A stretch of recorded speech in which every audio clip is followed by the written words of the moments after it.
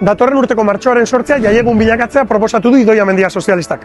Hautsak arrotu ditu proposamenak, jaieguna baino aldarrikapen eguna izan behar duelakoan. Zer uste dute Galdako Estarrek, bazen galdetzera? Hombre, alde nago, egun hori martxoaren 8 emakumeren eguna dalako, beraz. Hori libre badaukago beagoi. Nire baren dozte, ni jai deukat, azizke bardin dozte. Estekot guzti sargiz, egia da berdintasuna lortu behar dela eta borrokatu behar dela, baina ez dakit izan beharko zan momentu bat greba egiteko eta borrokatzeko edo jai hartzeko, estekot oso argi. Jaiegunen beti disfruto egin behar direz eta beti ospatu egin behar direz, hasi nik alde nago emakumeen egune jaiegune izatea. Bai eta ez, alde batetik errebendikazio moduen bai, baina gero bestaldetik zer, orduan gero gizonen eguna izan barko zan bai. Alde, biharren dian berriz delako. Ez da pentsatu, baina ez dut uste jaiegune izan behar danik.